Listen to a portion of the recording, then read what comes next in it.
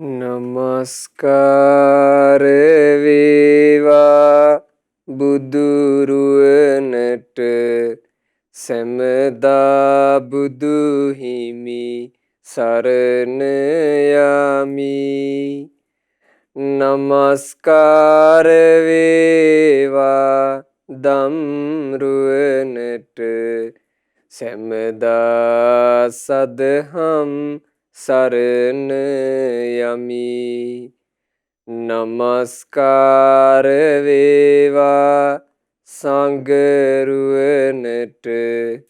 සැමදා මහා සංඝ සරණ යමි. නමස්කාර වේවා තුනුරුවනට සැමදා තිසරණ සරණ යමි. සාදු සාදු සාදු. අප හැම දිනාගේ කල්යාණ මිත්‍ර ගුරු දේවෝත්තම පරම පූජනීය පින්වත් ලොකු ස්වාමීන් වහන්සේ නිදුක්ව නිරෝගව දීර්ඝායුෂ සම්පන්නියම ලබත්වා. සාදු සාදු සාදු. ශ්‍රද්ධාවන්ත වාසනාවන්ත පින්වතුනි, අපි අපේ ජීවිතය ගත කරනකොට පින්වතුනි ගොඩාක් සැලකිලිමත් විය යුතුම දෙයක් තමයි අපි අපේ ජීවිතේ ගෙවනකොට ලං කරගන්නේ මොනවද කියන දේ ගැන. අපි ඇසුරු කරන්නේ කවුද? අපි කියවන්නේ මොන වගේ පොතපතද? අපි නිරන්තරයෙන් නරඹන මාධ්‍ය මොනවද? මේ හැම දෙයක්ම සැලකිල්ලෙන්ම කළ යුතුයි. හොඳ සැලකිල්ලකින් අපි ආශ්‍රය කරන අයව, අපි පරිහරණය කරන මාධ්‍ය, මේ දේවල් අපි අපේ ජීවිතයට සම්බන්ධ කරගත්තේ නැත්නම් අපිට නොදැනීම ජීවිතේ වරදිනවා. අපිට නොදැනීම ජීවිතයට අනතුරු වෙනවා. ඒ නිසා මිනිස්සෙක් ජීවිතේ ගෙවනකොට ඇත්තෙම බුද්ධිමත් මිනිස්සු තමන්ගේ ජීවිතය ගත කරනකොට ඔය ගැන ගොඩාක් සැලකිලිමත් වෙනවා. ඒ නිසා අද මේ ධර්මදේශනාවෙන් අපි කරන අවවාදයත් තමන්ගේ ජීවිතේ සැලකිල්ලෙන් ගත කරන්න. හොඳ සැලකිල්ලෙන් තමයි ජීවිතේ තෝරා බේරාගෙන, හොඳ නුවණකින් තෝරා බේරාගෙනයි ජීවිතයේ අපි ගොඩාක් තීරණ අරගත යුත්තේ. අද අපි ඉගෙන ගන්න ජාතක පුවත පුචිමන්ද ජාතකය මේ දේශනාව වෙනුවෙන් දායකත්වයෙන් දරනු ලබන්නේ ඩුබායිහි වෙසෙන නිල්මිනී විජේසිංහ මහත්මිය සහ යසෝදා විජේසිංහ දියණිය ඇතුළු ඒ පවුලේ සියලුම දෙනා ඒකරාශී වෙලා ඒ පින්වතුන්ලාගේ අරමුණ ජනවාරි මාසේ 27 වන දිනට උපන්දිනේ යෙදුණු සුදත් විජේසිංහ තම ස්වාමි පුරුෂයාට ඒ වගේම ආදරණීය පියාණන් හට නිදුක් නිරෝග සුවපත් භාවය සැලසේවා, දීර්ඝායුෂ සම්පන්නිය සැලසේවා, සුවසේ ධර්මයේ හැසිරීමට මේ සියලු පුණ්‍ය ධර්මයන්ගේ ආශිර්වාදයෙන් අවකාශය සැලසේවා කියන ප්‍රාර්ථනාවෙනුයි අද මේ විදිහේ ධර්ම දානයන් සිද්ධ කරන්න. පින්වතුනි, මේ සිදුවීම වෙන කාලේ අපගේ භාග්‍යවත් බුදුරජාණන් වහන්සේ වැඩ වාසය කළේ රජගහ නුවර වේළුවනාරාමේ තමයි බුදුරජාණන් වහන්සේ වැඩ හිටියේ. ওই කාලේ අපේ මහා මොග්ගල්ලාන මහරහතන් වහන්සේ රජගහ නුවර ඇසුරු කරගෙන එක්තරා වනගත කුටියක වැඩ වාසය කළා. දවසක් මෙහෙම සිද්ධියක් වුණා. රජගහ නුවර එක හොරෙක් නගර දොරටුවේ ගමක ගෙයක් බිඳලා වටින වස්තුව ඒ නිවසින් අරගෙන පලා යන ගමන් මේ පුද්ගලයා මහා මොග්ගල්ලාන මහරහතන් වහන්සේ වැඩ හිටපු ඒ කුටි ප්‍රදේශයේ මුගලන් මහරහතන් වහන්සේ කුටි පොඩි නිකන් පිල් කෑල්ලක් වගේ තිබුණ එළියේ මේ පිල් කෑල්ලේ මේ හොරා නිදාගත්තා. කුටියේ එළියට වෙන්න පොඩිවට තිබිච්ච පිල් කෑල්ලේ මේ හොරා අර දැන් මං ආවා ඇති දුර මෙතන මට විවේකයක් ගන්න පුළුවන් කියලා මහා රෑ නිදාගත්තා. මුගලන් මහරහතන් වහන්සේ කුටිය ඇතුලේ වැඩ හිටියේ. රහතන් වහන්සේට ඇහුණා මෙතන කවුරු හරි කෙනෙක් ඇවිල්ලා කුටි ඉස්සරහා වාඩි වෙනවා එක්කෝ හැසිරෙනවා මුගලන් මහරහතන් වහන්සේට කුටිය ඇතුළට ඇහුණා. එතකොට මහරහතන් වහන්සේ කල්පනා කළා මේ මහරෑ දන්න කියන කෙනෙක් ආවා නම් කතා කරනවා. මේ මහරෑ යම් පුද්ගලයෙක් ඇවිදිනවා නම් ඒ අසරණයෙක් වෙන්නත් බෑ. එකත් එකටම මේකා හොර තක්කඩියෙක් විය යුතුයි. ඔන්න මුගලන් මහරහතන් වහන්සේ කල්පනා කළා. කල්පනා කරලා හිතුවා මේ වෙලාවේ හොරෙක් මේ විදිහට ඇවිදිලා මේ වගේ තැනක විවේකයක් ගන්නේ ඒ පුද්ගලයා බොහෝ වෙලාවට හොරකමක් කරලා වෙන්න පුළුවන්. ඒ නිසා මෙබඳු පුද්ගලයෙක් මෙතන ඉන්න එක නම් පැවිද්දෙකුට එච්චර සුදුසු දෙයක් නෙමෙයි. පැවිද්දෙකුගේ කුටියක් ඉස්සරහා හොරතක්කඩියෙක් යම් හොරකමකුක් කරලා වැතිරලා හිටියොත් ඒක නැති ප්‍රශ්නයක් උපදින තැනක් වෙන්න පුළුවන්. බලන්න හිතපු විදිය. ඒ වගේ දෙයකින් නැති ප්‍රශ්නයක් උපදින්න පුළුවන් කියලා කල්පනා කළා. එහෙම කල්පනා කරලා අපේ මහා මොග්ගල්ලාන මහරහතන් වහන්සේ දොර ඇරගෙන එළියට වැඩම කළා. එළියට වැඩම කරද්දි මෙන්න මේ පුද්ගලයා පිළේ නිදි. මුගලන් මහරහතන් වහන්සේ ටිකක් අදින් කිව්වා මේ කරුණා කරලා ඔබ මෙතන යන්න. ඔබ මෙතන ඉන්න ඕන තැනක් නෙමෙයි. ඔබ මෙතන ඉන්න එක සුදුසුත් නෑ. මම විවේකයෙන් වැඩ වාසය කරන පැවිද්දෙක්. ඔබ මෙතන ඉඳලා මට නැති ප්‍රශ්නයක් හටගන්න පුළුවන්. කරුණා කරලා යන්න කිව්වා. එතකොට මුගලන් මහරහතන් වහන්සේ කතා කරපු ශෛලියත් එක්ක මේ හොරා තැති ගත්තා. තමන්ගේ හොරකම් කරපු බඩු පොට්ටිනියත් අරගෙන හොරා ගියා. බලන්න මුගලන් මහරහතන් වහන්සේ ඒ වෙලාවේ ඒ කරපු කටයුත්ත කොච්චර යහපතක් වුණාද කියන්නේ. අර මේ නිවස හොරකමට ලක් වෙච්ච මිනිසුන්ට ඒ මහරෑම තේරුණා තමන්ගේ නිවසේ හොරකමක් වුණා කියලා. ගම්මු රැස් කරලා මේ ගම්මු හොරා ගියපු පාර අඳුනගෙන ඒ පස්සේ ආවා. ඒ මිනිස්සු හරියටම ආවා. මොකද මුගලන් මහරහතන් වහන්සේගේ කුටිය ළඟටත් මේ මිනිස්සු පැමිණියා. පැමිණලා මිනිස්සු එතන කතා වුණා මේකා මෙතන නැවතිලා තියෙනවා. මේ භික්ෂුවගේ කුටියේ නැවතිලා දැන් මෙතනින් එහාට මේකට මොකද උනේ? ඒ බලනකොට ඒ පුද්ගලයා යලි ඇවිදගෙන ගිහපු පාර තියෙනවා. යලි ඇවිදගෙන ගිහපු පාර තියෙන නිසා මිනිස්සු එතන පොඩ්ඩක් වෙලා කතා වෙවි ඉඳලා ඒ පාර ඔස්සේ යලි ගියා. දැන් බලන්න ඒ වෙලාවේ මුගලන් මහරහතන් වහන්සේ වැඩ හිටපු ඒ කුටියේ ඉස්සරහා අර හොර දෙටුවා හිටියා නම් සමහරවිට රහතන් වහන්සේත් මේකට සම්බන්ධ වුණාද? ඇයි මෙහෙම පුද්ගලයන් නවත්ත ගත්තේ? නැති ප්‍රශ්න බොහෝමයක් හට ගන්නට ඉඩ තිබුණා. ඊළඟට ගම්මුන්ගේ කටකතා බොහෝමයක් එතන හට ගන්න තිබුණා. ඒ ඔක්කොම වැළකුණා. ඉතින් පහුවදා රජගහ නුවර පිඩුසුඟා වැඩපු අපේ මහා මොග්ගල්ලාන මහරහතන් වහන්සේ දානේ වළඳලා වේළුවනාරාමයට පැමිණිලා තිලෝගුරු භාග්‍යවත් බුදුරජාණන් වහන්සේ බැහැ වන්දනා කළා. බුදුරජාණන් වහන්සේට සිද්ධ වෙච්ච ඔක්කොම සිදුවීම කිව්වා ස්වාමීනි මම මෙහෙම ඒ මොහොතේ කල්පනා කළා. කල්පනා කරලා ස්වාමීනි මම මෙහෙම කටයුතු කළා. ඒ පුද්ගලයා මේ මහා රෑ එන්නේ අසරණයෙක් වෙන්න බෑ කියලා මට හොඳට තේරුණා. අසරණයෙක් නම් අනේ අපි මේ අසරණ වෙලා ඉන්නේ මෙතන පොඩ්ඩක් නැවතිලා ගියාට කමක් නැද්ද කියලා කතා කරනවනේ. ඒ මොකුත් නැතුව ඇතුලේ ඉන්නේ කවුද කියලා ගණන් ගන්නේවත් නැතුව මෙතන හාන්සි උනේ එකත් එකට හොර දෙටුවෙක් වෙන්නේ නැති කියලා ස්වාමීනි මම කල්පනා කළා. දුර හිතලා ස්වාමීනි මම අවසානයේ මේ පුද්ගලයාව එලවගත්ත නිසා මෙහෙම යහපතක් සැලසුණා. එතකොට බුදුරජාණන් වහන්සේ මුගලන් මහරහතන් වහන්සේ හරි ලස්සන වචනයක් වදාළේ. එහෙම තමයි මුග්ගල්ලාණෙනි. සැක කටයුතු අවස්ථාවේ ඔබ ඒ පුද්ගලයාව සැකකොට පිටත් කරපු එක හරි මාගේ කිව්වා.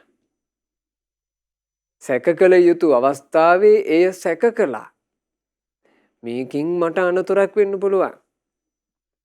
මේකෙන් මට නස්පැත්තියක් වෙන්න පුළුවන්. මේකෙන් මගේ මානසිකත්වයට හානියක් වෙන්න පුළුවන්. මේකෙන් මගේ චරිතයට හානියක් වෙන්න පුළුවන්. මේකෙන් නැති කතාවක් හැදෙන්න පුළුවන්. ආන්න එහෙම කෙනෙක් කල්පනා කරනවා නම් ඒ කල්පනාව හරියගේ. තම තමන්ගේ ජීවිතවලත් පින්වතුනේ ඔන්න ඔහොම කල්පනා කරන්න හුරු වෙන්න ඕන.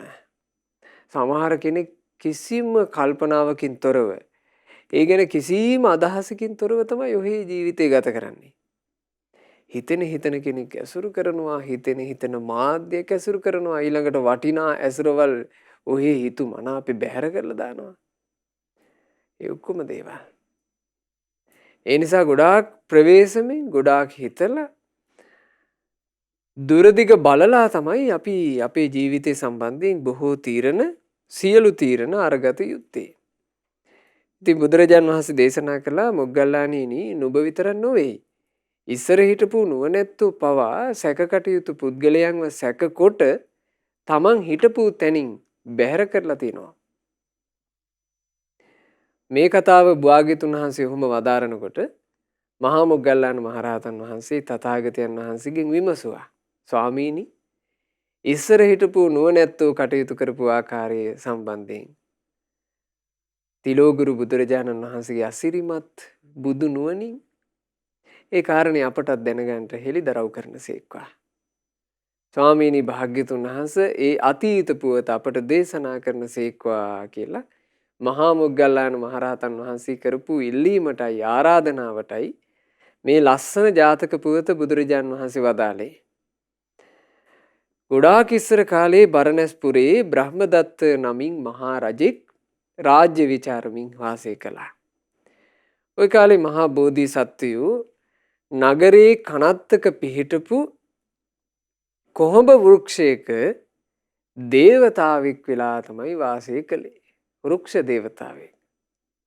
මහා බෝධිසත්වයෝ කොහොඹ රුකක වෘක්ෂ දේවතාවා වෙලා ඒ වෘක්ෂයේ විමානයේ කොටගෙන වාසය කළා. දැන් මේ දේවල් පින්වතුනේ මේ ලෝකේ පවතින ආකාරයනේ. වෘක්ෂ දේවතාවෝ ඊවංගේ වෙන වෙන තැන්වලට අරක් ගත්ත අය ඒ තැන්වල විමාන සකස් කරගෙන ඉන්නවා කියන එක මේ ලෝකේ තියෙන ස්වභාවයක්. සමහරවිට ඕවා විශ්වාස කරන්නේ ඇතම් කෙනෙක් අපි දැක්කේ නෑ කියලා.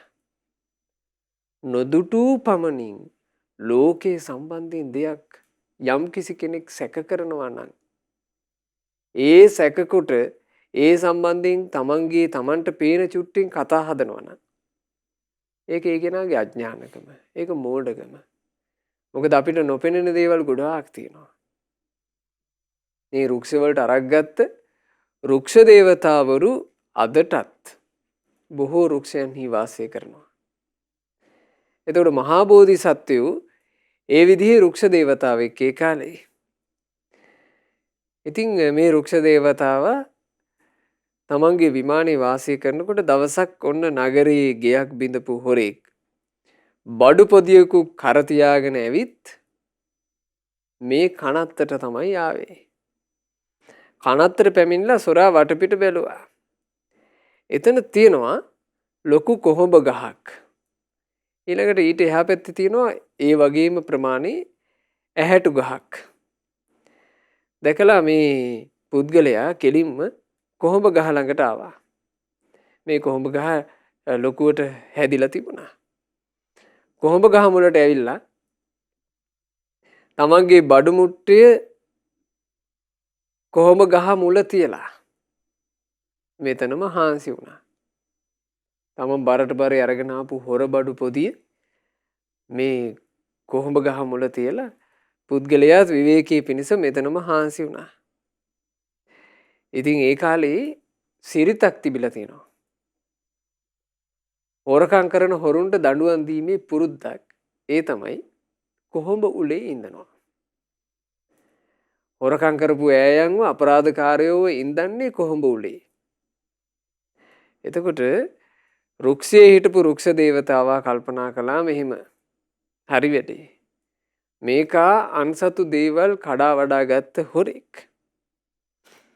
තමන්ගේ හොරබඩු ටිකත් එක්ක ඇවිදිලා මේකා මේ කොහොඹ රුක මුල නිදාගත්තනේ. බැරි වෙලාවත් මිනිස්සු පාර අඳුනගෙන මේකාව පන්නගෙන ආවොත් මිනිස්සු මේකාව අල්ල ගන්නවා. ඊට පස්සේ මේකාව උල තියන්න ඕන කියලා කල්පනා කරනවා. එතකොට එකත් එකටම මිනිස්සු කියාවි උල තියන්න හොඳම ගහ මේක. මේකාව අල්ලගත්ත තැනම මේ ගහ කපලා මේකෙන්ම උල හදලා මේකෙන්ම උල තියන්න ඕන. මිනිස්සු අනිවාර්යෙන් ඔහොම කතා වෙවි. එහෙම දෙයක් වුණොත් මගේ විමානේ මට නැතුව යනවා. මට මහා නස්පැත්තියක් සිද්ධ වෙනවා. ඒ හින්දා මේ හොරාව මෙතනින් පන්නා ගන්න ඕන කියලා රුක්ෂයේ හිටපු රුක්ෂ දේවතාවා මේ හොරාට තැති ගැන්වෙන ආකාරයෙන් දැන් රුක්ෂය කතා කරනවා. මහා රෑ කනත්තේ පිහිටි රුක්ෂය කතා කරනවා. කොහොමද කිව්වේ? ඒයි නැගිටපිය හොරෝ තෝ මොකද මෙහි නිදන්නේ? නිදා ගැනීමෙන් තාහට මෙතනින් මොනවද ලැබෙන්නේ? ගමේ දරුණු සොරකම් කළ තක්කඩියෙක් බව දැනගෙන හමුදාවෙන් දැන් ඇවිදින් තෝ අල්ලා ගන්නට එපා. මෙහෙම අර රුක්ෂේ කතා කළා. කනත්තක් මැද මහා රාත්‍රියේ එකපාර රුක්ෂයකින් හඬ ඇහෙනකොට හොරා උඩ වීසි වෙලා නැගිට්ටේ. ඉක්මනින් බඩු පොදියක් අරගත්තා. මේ රුක්ෂ අත්හැරලා කලබලෙන් දිව්වා. දුවලා පැනලා කොහොම හරි කනත්තෙමුත් එළියට මේ පුද්ගලයා පැනලා ගියා. ඔය ඔක්කොම සිදුවීම දැන් බලාගෙන ඉන්නවා එහා පැත්තේ රුක්ෂයේ දේවතාවා. එහා පැත්තේ මොකද තිබුණේ? ඇහැටු රුක්ෂයක්. ඇහැටු රුක්ෂයේ දේවතාවා මේ කරපු කටයුත්තට එච්චර සතුටුුන්නේ නැහැ. ඒ ඇහැටු රුක්ෂයේ දේවතාවා කල්පනා කළා දැන් ඔය ගහ යට පුද්ගලයෙක් නිදාගෙන හිටියා කියලා ඒක හොරෙද්ද තක්කඩියෙද්ද වංචාකාරයෙක්ද ඒක ඉතින් මේ ගහේ ඉන්න කෙනාට ප්‍රශ්නයක් වෙන්න බෑනේ. මෙයා මේ අනවශ්‍ය ඒවා ජීවිතයට ලං කරගෙන අනවශ්‍ය ආකාරයෙන් මේ දේවතාව හිතන්නේ මේ ගහයට කවුරු නිදාගත්තාම මොකෝ? එකෙන් ගහට මොන ප්‍රශ්නයක්ද? එකෙන් රුක්ෂයේ ඉන්න දේවතාවට මොන ප්‍රශ්නයක්ද? අර ඇහැට රුකේ ඉන්න දේවතාවාට ඕක අඳුන ගන්න බැරුව ගියා. ඒ දේවතාවා මෙහෙම කිව්වා. ගමේ දරුණු සොරකම් කළ තක්කඩියෙක් සිටියෝතින් ගම්මු ඇවිත් ඒ හොරාව අල්ලාගෙන යන්නේ නැතෑ. වනේ තියෙන කොහොඹරුකට ඒකින් ඇති වගක් කුමට? හොරු අල්ලන්ට එන මිනිස්සු හොරාව අල්ලගෙන යන්නේ නැතෑ. ඒ මිනිස්සුත් තමන්ගේ වටිනා බඩු පොදි අරගෙන යන්නේ නැතෑ. හොරාව ඔන්න කොහේ හරි දඬුවම් කරන්නේ නැතෑ. ඒකෙන් මේ රුක්ෂයේ හිටපු රුක්ෂ දේවතාවට මොන කටයුත්තක්ද තියෙන්නේ? ඒ ගැන වද වෙන්නේ මොකෝ රුක්ෂ දේවතාවා? එහෙම ඇහුවා. එතකොට කොහොඹ රුකේ ඉන්න රුක්ෂ දේවතාවා මේ ඇහැටු ගහේ හිටපු දේවතාවට හරි ලස්සනයි උත්තර දීපු හැටි. ඇහැටු රුකේ ඉන්න දෙවිය තේරෙන්නේ නැති හැටි ඔහෙට. කොහොඹ රුකත් සොරත් අතර සම්බන්ධය දන්නේ නැද්ද? හමුදාවෙන් ආවෝතින් අල්ලාගෙන ඒ හොරාව කොහොඹ උලක නොව ඒකව හිඳුවා මරලා දමන්නේ. මගේ සිතට සැක ආවේ ඔය ගැන මං සිතූ නිසයි. මගේ හිතට සැකයක් ආවේ හමුදාව ආපු ගමන් අල්ලගන්නවා. අල්ලගෙන කල්පනා කරනවා මේ තක්කඩියා බඩුත් එක්ක අහුුනේ. මේක උල හිඳුවන්න ඕන. මේ කොහොඹ ගහෙන්ම උල හදලා. ඔහොම හිතලා මේ කොහොඹ ගහ කපපු ගමන් මට විමානය අහිමි වෙලා යනවා. ඉතින් ඔය විදිහට ඒ දෙවිවරු අතරේ කතා බහ සිද්ධ වෙමින් තියෙදි දැන් ඇහැට රුක්ෂයේ හිටපු දේවතාවට කරුණු පැහැදිලි කරමින් ඉද්දී අර සොරාගේ පියවර ඔස්සේ හුළුවතු පත්තු කරගත්ත මිනිස්සු පැමිණියා. මිනිස්සු ඇවිල්ලා කනත්තටම ගොඩ වුණා. ඒ කියන්නේ මිනිස්සු හරි පාරේ ආවා. හමුදාවත් ආවා. ඒ ඇවිදින්න මේ කොහොඹ ළඟට ගහ ළඟට ඇවිදින්න මෙහෙම පිරික්සලා බැලුවා. බලනකොට පේනවා අඩි පාරවල් තියෙනවා.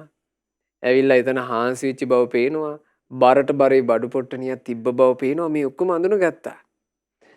අඳුනගෙන මේ මිනිස්සු කිව්වා ඒයි මේන් බලාපල්ලා. මේකා දැන් මොහොතකට කලින් මෙතනින් පැනලා ගිහින් තියෙන්නේ. මොකද ඒ කාලේ ඔය හොරු හොයාගෙන යන අයට එහෙම මේ පරීක්ෂා කිරීමේ කුසලතා තිබුණානේ. දැන් අදටත් එහෙමනේ. මේ මිනිස්සු අත තියලා බැලුවා මෙතන. තාම අර උණුසුම තියෙනවා රස්නේ. මෙතන කෙනෙක් නිදාගෙන හිටපු රස්නේ තියෙනවා. එතකොට මිනිස්සු එතන මේ පරීක්ෂා කරපු කෙනා කිව්වා මේන්න මේකා මෙතන නිදාගෙනත් ඉඳලා තියෙනවා. හැබැයි ඔය හොරා වහුණා නම් ආයේ දෙකක් නෑ. මේ කොහොඹ ගහ කපලා මේකෙන්ම උලක් හදලා උල තියන්නේ. මේ මිනිස්සු කතා වෙනවා. මේ කොහොඹ ගහ කපලා මේකෙන්ම උල හදලා මං උල තියන්නේ. අතාරින්නේ ඕකව. යමල්ලා ඕක අල්ලගන්න වැඩි වෙලාවක් යන්නේ ඕකව අල්ලන්න පුළුවන් කියලා මිනිස්සු එතනින් ගියා. එතකොට මිනිස්සුන්ගේ මේ වචන අහපු අර ඇහැටු රුක්සේ ඉන්න දේවතාවට හරි පුදුම හිතුණා. කොහොඹ රුක්සේ හිටපු දේවතාවා කල්පනා කරපු මේ පරාසය. ඒකට හිමනේ කියන්න වෙන්නේ පින්වතුනි. කල්පනා කරන පරාසය, හිතන පරාසය කියන එක ජීවිතේට කොච්චර වටිනවද? බුද්ධ භාෂිතයේ තියෙනවා නචින්තයන්තෝ පුරිසෝ විශේෂ මදිගච්ඡති. හිතන්න බැරි පුද්ගලයාට මෙලොව දියුණුවක්ද නැත්තේය, පරලොව දියුණුවක්ද නැත්තේය. ඔහුට විශේෂත්වයක් නැත. ඒ නිසා හිතන්න ඕන, කල්පනා කරන්න ඕන, කල්පනා ශක්තිය ඇති කරගන්න ගොඩාක් දක්ෂ වෙන්න ඕන. ජීවිතය කියන එක පින්වතුනි තම තමන්ගේ ජීවිතේ තියෙන්නේ තම තමන් අතේ. ඒක සකස් කරගත යුත්තේ තම තමන් විසින්. ජීවිතයට වැදගත් දේවල් ලං කර ගැනීමත් නොවැදගත් දේවල් හොඳ සැලකිල්ලෙන් යුතුව ඈත් කර ගැනීමත් තමා විසින් කරගත්තේ නැත්නම් තමන්ම තමයි සමාව වනසා ගන්නේ. ගොඩාක් හිතන්න ඕන කාරණාවක්. එතකොට ඇහැට රුක්ෂයේ ඉන්න දේවතාවා මේ ගාථාව කිව්වා. සැක කළ යුතු යමක් ඇද්ද එය සැක කළ යුතුම තමයි. වෙන්ට තියෙන අනතුරු දැක එය වලකා ගත යුතුමයි. අනාගතයේ සිදුවිය හැකි උවදුරු හා විපත් හැඳින නුවණැත්තා මෙලොව මෙන්ම පරලොව යන දෙකම බලයි. ආන් එහෙමයි කිව්වේ. සැක කළ යුතු යමක් ඇද්ද එය සැක කළ යුතුමයි. ජීවිතේ තියෙනවා සැක කළ යුතු දේවල්. ඒ දේ සැක කළ යුතුමයි. වෙන්ට තියෙන අනතුරු දැක එය වලකා ගත යුතුමයි. තමන්ගේ ජීවිතේට මේ අනතුරු වෙන්න පුළුවන් කියලා දැනගෙන ඒකට දුරදිග බලලා ඒක වලක ගන්නත් ඕන. අනාගතයේ සිදුවිය හැකි උවදුරු හා විපත් හැඳින අනාගතේ මට මේ විපත මේ උවදුර වෙන්න පුළුවන් කියලා හොඳ නුවණින් බලලා නුවණැත්තා නුවණ තියෙන මිනිසයා මෙලොව මෙන්ම පරලොව යන දෙකම බලයි. මෙලොවත් බලන්න ඕන මිනිස්සෙක් මෙලොවදී මට මේ අනතුරු වෙන්න පුළුවන් මේ විපත් වෙන්න පුළුවන්. ඒ වගේම බලන්න ඕන පරලොව. ගොඩාක් දෙනෙකුට ඔය මෙලොව බලන මේ ඇහත් නෑ පරලොව බලන ඇහත් නෑ. ගොඩාක් දෙනෙකුට මෙලොව පරලොව දෙකම බලා ගන්න බෑ. බලා ගැනීමේ හැකියාව තියෙන අයටත් ගොඩක් වෙලාවට මෙලොව බැලිල්ල විතරයි තියෙන්නේ. හරිම කලාතුරකින් පින්වතුනි පරලොවත් තමාව රැක ගන්න ඕන කියලා මිනිස්සෙක් හිතන්නේ. ඉතින් බුදු කෙනෙක්ගේ ශාසනයක් තුල බුදුරජාණන් වහන්සේගේ බණපද අහපු ඒ වාසනාවන්ත මිනිසයාට උරුම වෙන යහපත තමයි ඕක. එයාට මෙලොව යහපතත් බලන්න පුළුවන්, පරලොව යහපතත් බලන්න පුළුවන්. මෙලොවත් රැකෙන්න පුළුවන්, පරලොවත් රැකෙන්න පුළුවන්. ඒ නිසා මේ බුදුබණ පද අහන අපි අපේ ජීවිතේට මේ මෙලොව පරලොව දෙකටම සරිලන ආකාරයෙන් රැකවරණය හදා ගන්න ඕන. ඒ උදෙසා ශාස්ත්‍රුන් වහන්සේ අපට බොහෝසේ සියලු ආකාරයෙන් උපකාර කළානේ. රහතන් වහන්සේලා ඒ බුදුරජාණන් වහන්සේගේ ධර්මයේ සංගායනා කොට අපිට ආරක්ෂා කළානේ. බුදුරජාණන් වහන්සේගේ ළඟට දවසක් කේසි ඇවිදින්න අහනවා. කේසි කියලා කියන්නේ ඒ කාලේ හිටපු හොඳ දක්ෂ අශ්වයෝ දමනය කරන ශිල්පියෙක්. අශ්වයන් හික්මවන්න හරි දක්ෂයා. ඒ අශ්වයෝ හික්මවන්න දක්ෂ නිසා මිනිස්සු මේ කැලින් අල්ලගෙන ඉන අශ්වයන්ව ඒ කේසිට බාර දෙනවා. එතකොට කේසි ඒ අශ්වයාව ගානට দমনය කරලා දෙනවා. අශ්වයෝ দমনය කරලා দমনය වෙච්ච අශ්වයන්ව අන් අයට විකුණන රස්සාව තමයි කේසි කළේ.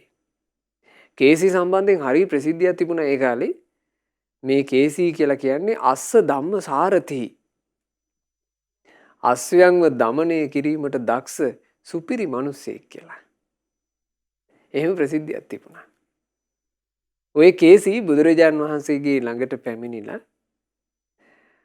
දවසක් මේ සුහද කතා බහක් ඇති වෙනකොට බුදුරජාන් වහන්සේ කේසිගෙන් අහනවා කේසි නුඹ අශ්වය দমনය කරන්නට දක්ෂයා කියලා ප්‍රසිද්ධයිනේ. ඉතින් කේසි කියන්ටකෝ ඔය කැලේ නොහික්මුණු අශ්වයාව නුඹ කොහොමද দমনය කරන්නේ? ස්වාමීනි අපි අශ්වයාව අරගෙන ආවට පස්සේ අපි අශ්වයාට මෘදු দমনය තමයි මුලින් දෙන්නේ. ඔය මෘදු দমনය කියන එකෙන් ස්වාමීනි පෙලක් අශ්වයෝ দমনය වෙනවා. ඒකෙන් හික්මෙනවා. ඇතැම් අශ්වයෝ ස්වාමීනි මෘදු দমনයෙන් හික්මුවා ගන්නට බෑ. ඒකුන්ට ස්වාමීනි පරුස দমনය ඕන. එතකොට අපි පරුස দমনයත් කරනවා. පරුස দমනයෙන් ගොඩාක් වෙලාවට අශ්වයා හික්මෙනවා ස්වාමීනි. ඔය මෘදු দমනය පරුස দমනය තමයි අපි පාවිච්චි කරන්නේ. ඇතැම් වෙලාවට ඔය දෙකම අපිට පාවිච්චි කරන්න වෙනවා අශ්වයෙකුට. ඒ දෙකෙන්ම দমনය කිරීම කරනකොට ඕක দমনය වෙනවා කිව්වා. බුදුරජාණන් වහන්සේ ඇහුවා කේසි ඔය මෘදු দমනය පරුස দমනය කියන දෙකෙන්ම দমනය නොවෙන එහෙම අශ්වයෝ නැද්ද? කිව්වා ස්වාමීනි එහෙම අශ්වයෝ ඉන්නවා. එහෙම අශ්වයෝත් අපට හම්බ වෙලා තියෙනවා. ඉතින් කේසි යමෙක් මෘදු দমනයෙන් দমনය උනේ නැත්තම් පරුස দমනයෙමුත් দমනය උනේ නැත්තම් අර මෘදු පරුස දෙකම පාවිච්චි කරනකොටත් ඒකා দমනය උනේ නැත්තම් ඒ අශ්වයාට මොකද කරන්නේ? ස්වාමීනි ඒ අශ්වයා නම් අපි කරන්නේ හේන් සීරුවේ අරගෙන ගිහිල්ලා කැලේදී මරලා දානවා. අපි මරනවා ස්වාමීනි. හේතුව ස්වාමීනි අශ්වයෝ দমনය කිරීම කියලා කියන්නේ අපේ කුල පරම්පරාවේ තියෙන වටින එක.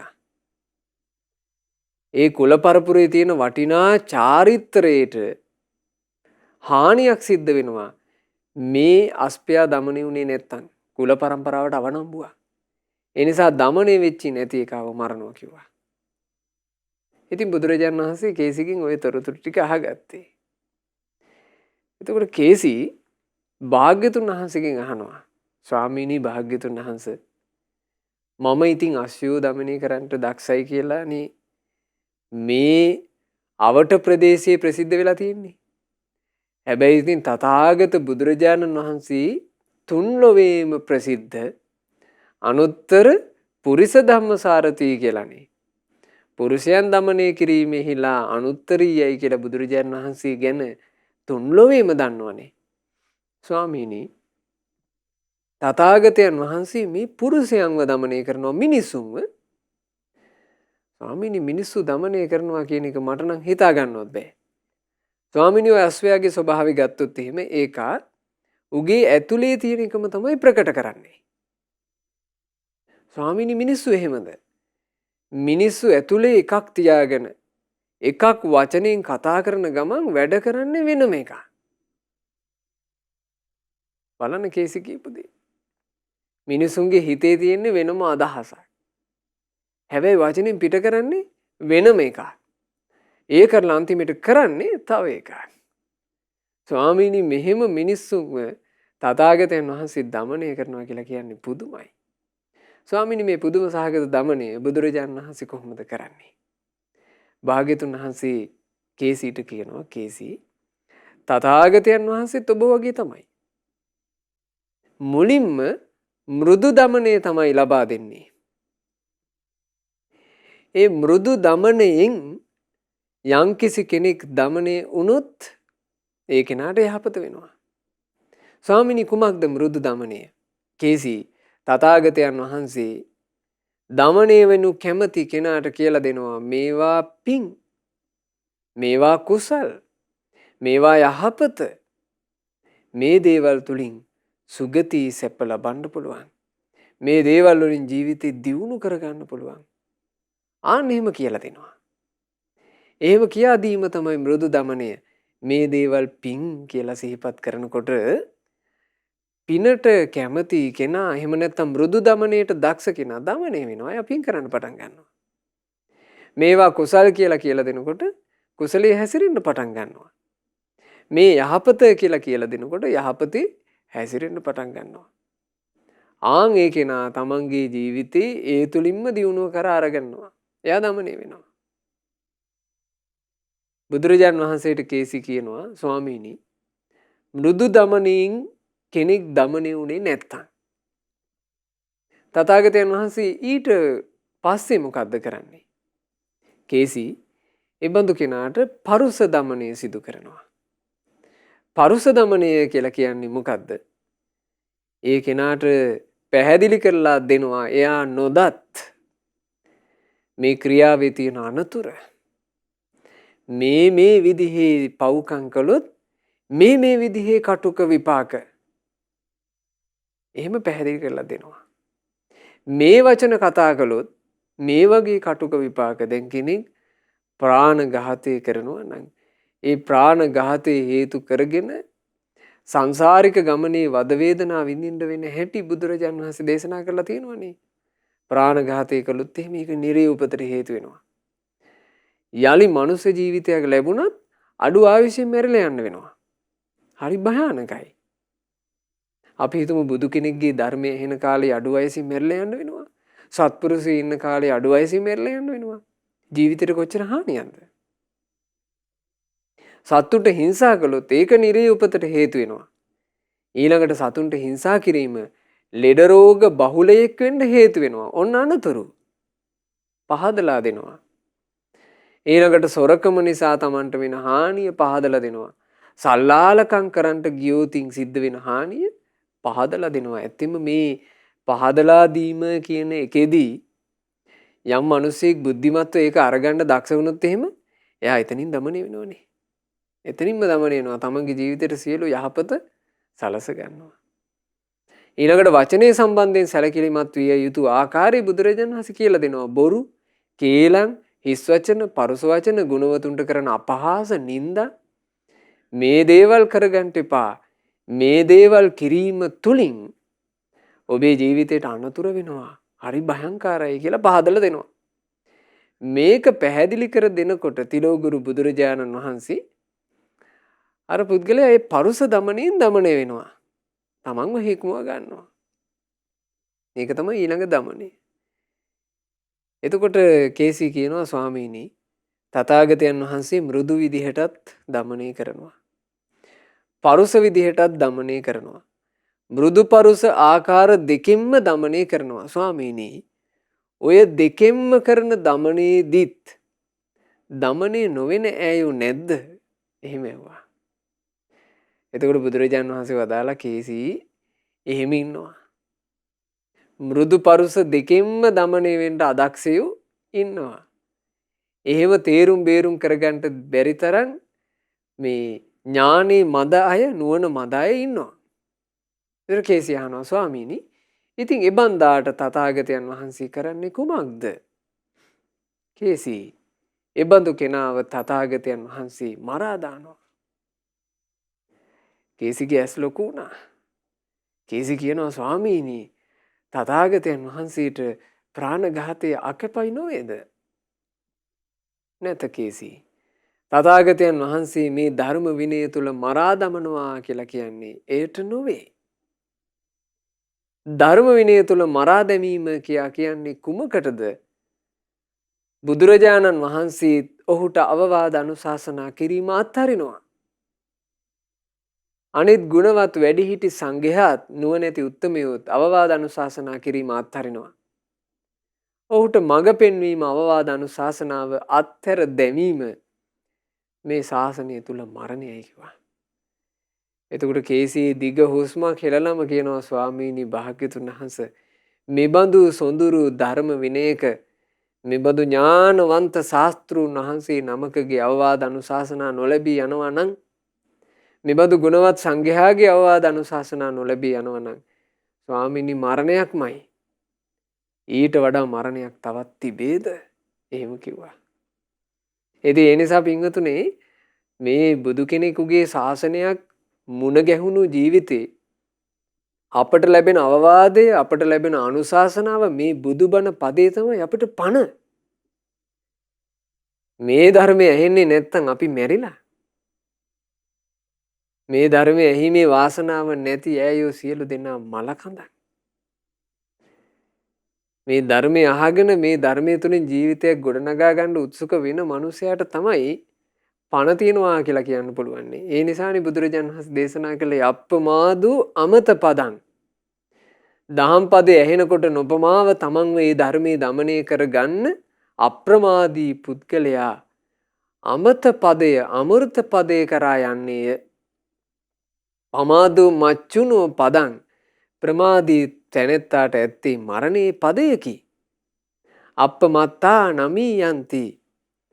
නොපමාව යහපතේ හැසිරෙන අප්‍රමාදී තැනෙත්තා මියෙන්නේ නැත.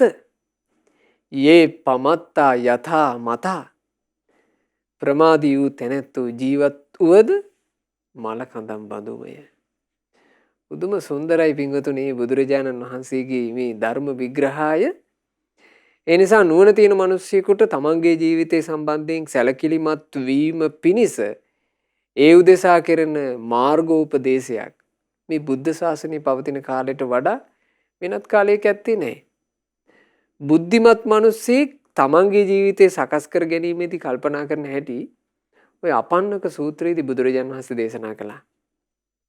ඒ පුද්ගලයා කල්පනා කරනවා කියනවා මෙලොව පරලොව ගැන අවබෝධයෙන් යුක්තව දේශනා කරපු ධර්මයක් අහන්න ලැබෙනකොට එයා කල්පනා කරනවා කියනවා මෙහෙම. එයා හිතනවා මේ ධර්මයේ තුල කියා දෙනවා මෙලොව ගැනත් පරලොව ගැනත්. හැබැයි මට පේන්නේ මම පරලොවක් කියලා එක මම දන්නේ නෑ. මැරුණට පස්සේ මට මොකක්ද වෙන්නේ කියන එක මම දන්නේ නෑ. හැබැයි මේ ධර්මයේ තුල කියලා දෙනවා ප්‍රාණඝාත කරන කෙනාට පරලොව අනතුරක් තියෙනවා. හොරකමට සල්ලාලකමට පරලොව අනතුරක් තියෙනවා. බොරු කේලම් හිස් වචන පරුස වචන කතා කළොත් එහෙම ගුණවතුන්ට නිନ୍ଦා අපහාස කළොත් පරලොව අනතුරක් තියෙනවා. මේ ධර්මයේ කියා දෙනවා.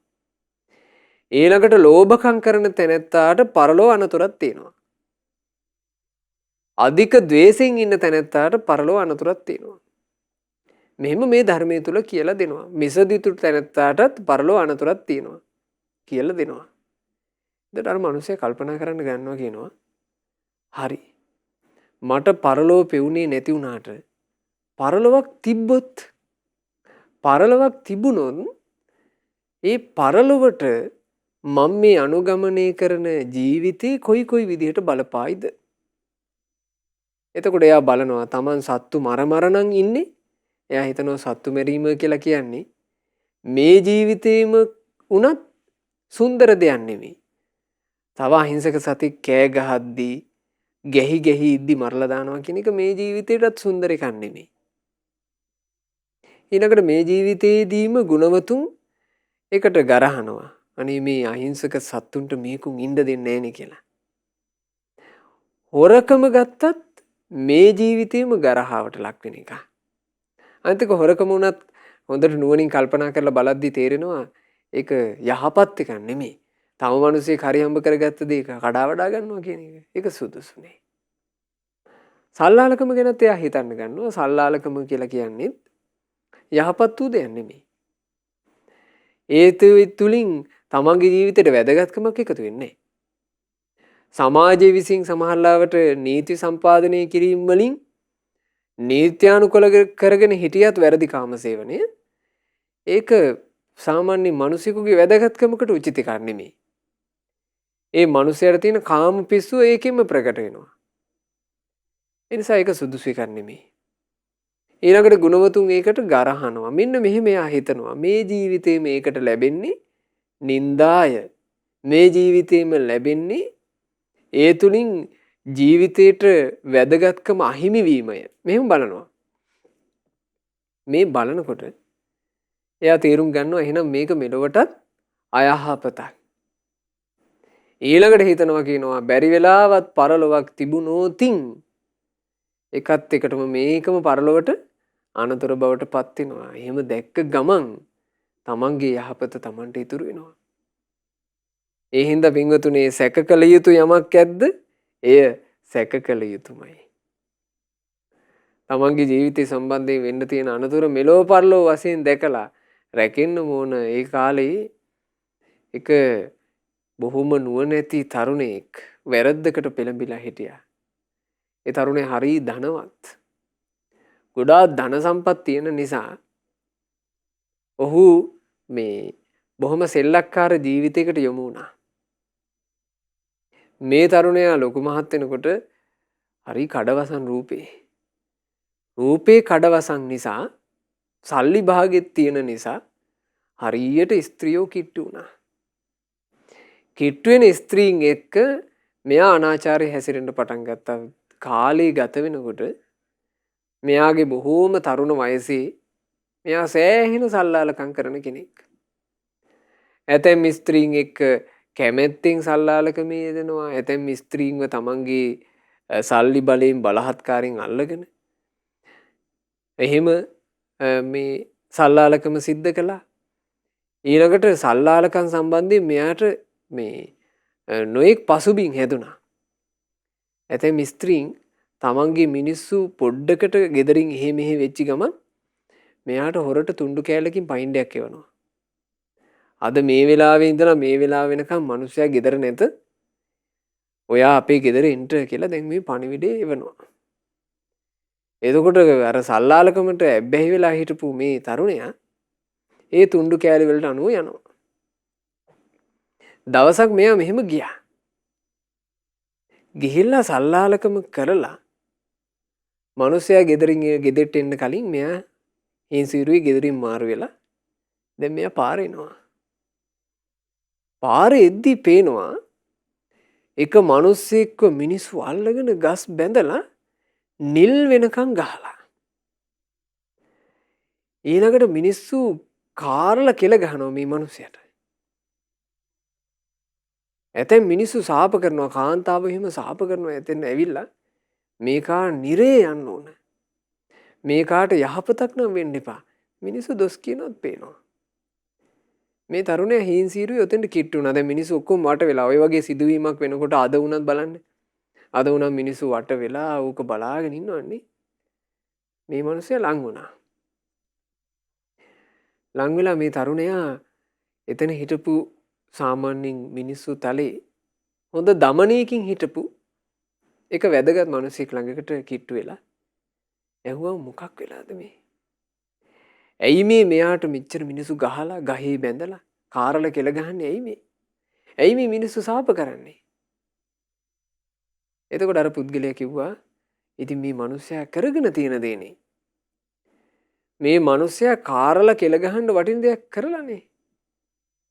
ගස් බැඳලා ගහන්න වටින දෙයක් මේ මිනිස්සයා කරලා. මිනිස්සුන්ගේ සාපෙට ලක් වෙන දේ මෙයා කරගෙනනේ. ඒකයි ඔය කිව්වා. එතකොට මේ තරුණයා අහනවා මොකද්ද? වැරදි කාම සේවනය කරලා සල්ලාලකම. අනිත් ගෑනුන්ගේ පස්සේ ගිහිල්ලා කිව්වා. මේ වචනේ කිව්ව ගමන් මෙයාගේ හදවත ගැහෙන්න පටන් ගත්තා. මේ තරුණයා කල්පනා කළා මමත් ගහක බැඳලා ගහන්න ඕන මිනිසෙක් නේ. මාත් කාරලා කෙල ගහන්න වටින කෙනෙක් නේ. මමත් මිනිස්සුන්ගේ සාපෙට ලක් වෙන්න ඕන කෙනෙක් නේ. බලන්න හිතපු විදිය. ඔන්න ඕකට තමයි කියන්නේ තමන්ගේ ජීවිතය සම්බන්ධයෙන් හොඳට දුරදිග බලලා හිතනවා කියලා. වෙන්න තියෙන අනතුරු දැක එය වලකා ගත යුතුමයි. තමුන්ටත් මේ අනතුරු වෙන්න පුළුවන් නේ කියලා. මෙයා හොඳට කල්පනා කළා. මෙයා දැන් S2 ලොකු කරගෙන ඉන්නකොට අර කතා කරපු මිනිසයා ඔහු බුදුරජාණන් වහන්සේගේ ශ්‍රාවකෙක්. ඔහු කිව්වා දැන් මේ මිනිසයාට මෙලොවදී ලැබෙන දඬුවම් නෙව්වා. ඔය මෙලොවදී ලැබෙන දඬුවමට වඩා කොච්චර භයානක අනතුරක් පරලොවට තියෙනවද? මෙතනින් චුත වුණාට පස්සේ මේ මිනිසයාට කොච්චර අනතුරක් තියෙනවද අනේ තිලෝගුරු බුදුරජාණන් වහන්සේ අපිට කියලා දීලා තියෙන ධර්ම කාරණා වලින් අපි ඒක දන්නවනේ. සාදු සාදු බුදුරජාණන් වහන්සේට නමස්කාර වේවා කියලා මේ උපාසකතුමා කිව්වා. ඒ කියනකොට මේ තරුණයාට කල්පනා වෙනවා අපේ පරලොවක් තියෙනවා නම් මගේ පරලොවත් විනාසයි නේද? මේ තරුණයා අර මිනිසයාට කියනවා අනේ මට ඒ බුදුරජාණන් වහන්සේ ඉන්න තැන කියන්නකෝ. මම ඒ බුදුරජාණන් වහන්සේ ළඟට යන්න ඕන. මගේ ළඟ අඩුපාඩු තියෙනවා කිව්වා. එතකොට අර පිරිසතලේ හිටපු ඒ පුද්ගලයා ඒ උපාසකතුමා මේ තරුණයාට භාග්‍යතුන් වහන්සේ ළඟට යන්න පාර කියලා දුන්නා. බුදුරජාණන් වහන්සේගේ ළඟට ගියාට පස්සේ ඒ තරුණයාට අනාගතයේ ජීවිතයට සිද්ධ වෙන්න පුළුවන් අනතුරු සියල්ල දැනගන්න ලැබුණා. ඒ අනතුරු තමන්ගේ ජීවිතයට පැමිණෙන්නට පෙර තමන්ගේ ජීවිතේ රැකගත යුත්තේ කොහොමද කියලත් දැනගන්න ලැබුණා. මේ ජීවිතයට සිද්ධ වෙන හැබැයි ස්වභාවය බුදුරජාණන් වහන්සේ කියලා දුන්නා. භාග්‍යතුන් වහන්සේ බුදුරජාණන් වහන්සේගේ ශ්‍රාවකයාට අනාගතය සම්බන්ධයෙන් හිතන්න පිළිවෙලක් කියලා දීලා තියෙනවනේ. දැන් සාමාන්‍ය මිනිස්සු අනාගතය සම්බන්ධයෙන් හිතන පිළිවෙල ගත්තොත් එහෙම අනාගතය ගැන හිතන්නේ මං අනාගතේ මෙහෙම කරමි මම මේ තැනට යමි මේ වගේනේ. බුදුරජාණන් වහන්සේ ශ්‍රාවකයාට අනාගතය ගැන බලන්න කිව්වේ එහෙම නෙමෙයි. හිතන්න කිව්ව සිද්ධ වෙන ඇත්ත. අනාගතේ මං නාකි වෙනවා. මං හැමදාම තරුණව ඉන්නේ. මගේ ඇඟේ තියෙන හයිය හත්තිය හැමදාම තියෙන්නේ. මට බැරි වෙන කාලයක් එනවා. අනාගතේ මට ලෙඩ වෙලා උත්පල වෙන කාලෙකුත් එනවා. මට ජීවිතය අත්හැරලා මරණයටපත් වෙන්න වෙන අවස්ථාවකුත් පැමිණෙනවා. ඉතින් මම මෙතෙන්ට එනකොට මං මගේ ජීවිතේට රැකවරණේ හදාගෙන තියෙන්න ඕන. අන්න හිතන පිළිවෙල. එයා කල්පනා කරනවා මම මෙතෙන්ට එනකොට මං මගේ රැකවරණේ හදාගෙන තියෙන්න ඕන. මගේ මරණ මොහොතේ සැනසille ඇස් පියාගන්න මිනිහෙක් වෙන්න ඕන මං. මං ජීවිතේ ගත කරපු ආකාරය සම්බන්ධයෙන් මට චෝදනා නොලැබෙන්න ඕන. අන්න එහෙම ජීවිතයක් මට ඕන. ඔන්න බුද්ධිමත්ව හිතන මිනිසෙක් හිතිය යුතු තැන. ඊළඟ එක මේ ජීවිතය අත්හැරලා මැරලා යනකොට මට යන්න පරලොවක් තියෙනවනම් ඒ යන්න තියෙන පරලොව සම්බන්ධයෙන් මං හොඳ වැඩපිළිවෙලක ඉන්න ඕන. මොකද පරලොවට මෙලොව තියෙන එකක්වත් අදාළ නැහැනේ. මෙලොව එකතු කරපු ධනයත් අදාළ නැහැ පරලොවට. මෙලොව තියෙන උගත්කම් අදාළ නැහැ පරලොවට. මෙලොව තියෙන කීර්තිය අදාළ නැහැ පරලොවට. ඔක්කොම ටික අත්හැරලා යන්න ඉපේ. ඒ යනකොට මං මගේ පරලොවටත් මා උදෙසා අනුග්‍රහයක් කරගෙන තියෙන්න ඕන. ඔන්න ඔහොම හිතලා බුදුරජුන්ගේ ශ්‍රාවකයා ජීවිතය හදාගත යුත්තේ. ඉතින් අර තරුණයාට ඒ වාසනාව උදා වුණා. ඒ තරුණයා අවසානයේ බුදුරජාණන් වහන්සේගේ බුදුබණ පද අහලා උපාසකෙක් බවට පත් වුණා. ටික කාලයක් උපාසක කෙනෙක් විදිහට හිටියේ. ඊට පස්සේ මහාන වුණා. අවසානයේ රහතන් වහන්සේ නමක් බවට පත් වෙලා නිදහස් වුණා. ඉතින් ඒ නිසා මේ ජාතක පොතේ අවසානයේ කරන අවවාදය මොකද්ද?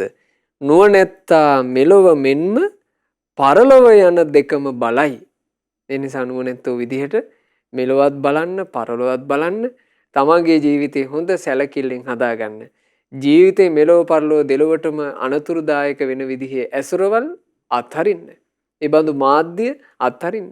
ඒ බඳු පොතපත අත්හරින්න. ඒ බඳු අදහස් අත්හරින්න. රැකින්න. ඉතින් බුදුරජාණන් වහන්සේ මේ ජාතක පොත අවසන් කළේ මහණෙනි එදා ඇහැටු රුකේ දේවතාවා වෙලා හිටියේ අපගේ සාරිපුත්තයෝ.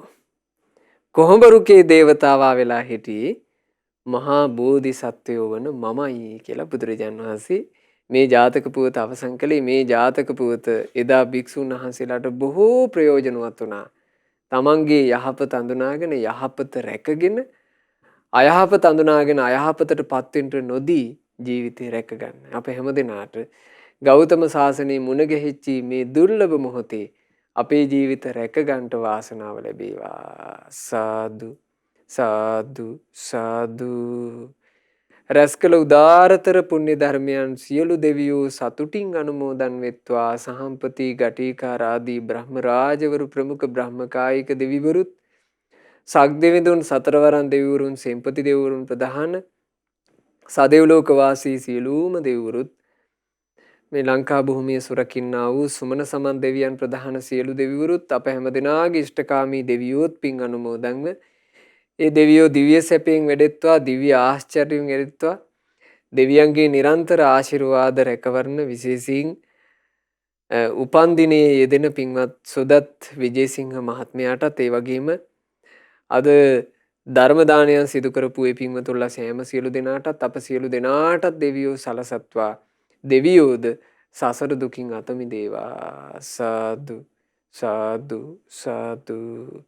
රැස් කළ උදාරතර පුණ්‍ය ධර්මයන් අපගේ ගුරු දේවෝත්තම කල්යාණ මිත්‍ර පරම පූජනීය පින්වත් ලොකු ස්වාමීන් වහන්සේට අනුමෝදන් වෙත්වා. ගුරු දේවයන් වහන්සේ නිදුක්ව නිරෝගීව දීර්ඝායුෂ සම්පන්නියම ලබත්වා මේ ගෞතම බුද්ධ ශාසනය තුලම උතුම් චතුරාර්ය සත්‍ය ධර්මය පරිපූර්ණ වශයෙන් අවබෝධ කරගන්නට වාසනාව ලැබෙත්වා. සාදු සාදු සාදු. ජනවාරි මාසයේ 27 වන දින අද දවසේ උපන්දිනයේ යෙදුණු පින්වත් සුදත් විජේසිංහ මහත්මයාට මේ රැස් කළා වූ උදාරතර පුණ්‍ය ධර්මයන්ගේ අනන්ත පුණ්‍ය ආශිර්වාද බලය උතුම් බුද්ධ රත්නයේ ධර්ම රත්නයේ සංඝ රත්නයේ ආශිර්වාදයේ පින් අනුමෝදන් වෙන සියලු දෙවියන්ගේ ආශිර්වාදයේ නිරන්තරයෙන් නොඅඩුවම සැලසී නිදුක් නිරෝග සුවයම ලැබේවා. දීර්ඝායුෂ සම්පන්නියම ලැබේවා. සුවසේ ධර්මයේ හැසිරෙන්නට වාසනාව ලැබේවා.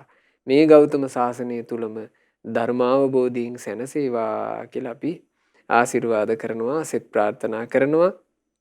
පින්වත් සුදත් විජේසිංහ මහත්මයාගේ නමිනුත් ඒ වගේම ධර්ම දානයන් සිදු කරන ඒ නිල්මිනී විජේසිංහ මහත්මිය, යසෝදා විජේසිංහ දියණිය ඇතුළු ඒ සුපින්වතුන්ලාගේ නමින් යන්තාක් මේ යන්ට යෙදුණු ඥාතීන් හිත මිත්‍රාදීන් වෙද්ද සියලු ඥාතීන්ට පින් අනුමෝදන්ව ඥාතීන්ගේ පරලෝ ජීවිත සැපයටම පත්වෙත්වා. අපගේ ඥාතීන් ඉක්මන් භවයකදීම සංසාර දුකින් අත් මිදෙත්වා කියන අදහසින් පින් අනුමෝදනා සිදු කරන්න.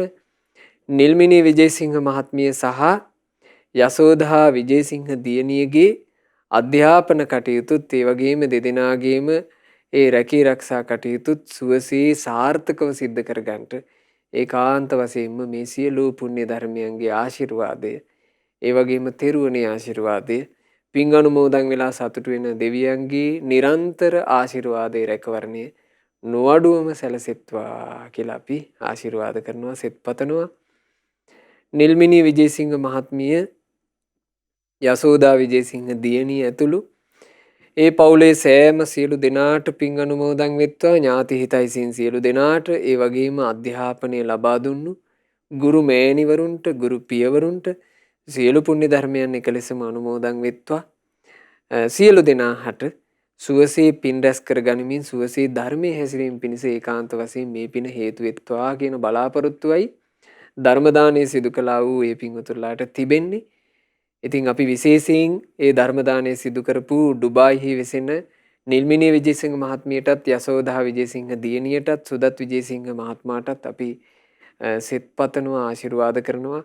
විදේශගතව ගෙවන ජීවිතේ කරදර බාධා වලින් තොරව සුවසේ සැනසille ගත කරන්නට පින්වතුන්ලාට සියලු ආකාර ආරක්ෂාවන් සැලසේවා. කරදරයකින් බාධාවකින් තොරව තම තමන්ගේ රැකී රක්ෂා, අධ්‍යාපන කටයුතු මේ සෑම සියලු දේ දියුණු කරගෙන සුවසේම ජීවිත ගත කරන්නට ලැබේවා. පෙනෙන නොපෙනෙන කරදර බාධා ඇතනම් ජීවිතේට සියල්ලම දුරු වෙත්වා. පින්වත් සියලු දෙනාට කල්යාණ මිත්‍ර සත්පුරුෂ උතුමන් ඇසුරු කරමින් යහපත අයහපත හොඳින් හැඳිනගෙන තමන්ගේ ජීවිතේ සාර්ථකව ගත කරන්නට අවකාශ සැලසෙත්වා. ශ්‍රද්ධා මාසික ධර්ම දාන සමාජික පින්වත් හැම දෙනාටත්, ශ්‍රද්ධා රූපවාහිනිය සහ ලක්විරු ගුවන්විදුලියේ කාර්ය මණ්ඩලවල සියලුම දෙනාටත්, සුපින්වත් ඔබටත් මේ ගෞතම සසුන තුළම ධර්මාවබෝධයෙන් සැනසෙන්නට වාසනාව ලැබෙත්වා. හැම දිනාටම තෙරුවන් සරණයි. නමෝ බුද්ධාය. මෙවැනි වටිනා ධර්ම දේශනා ශ්‍රවණය කිරීමට ශ්‍රද්ධා ඩේලි YouTube චැනලය සබ්ස්ක්‍රයිබ් කරන්න.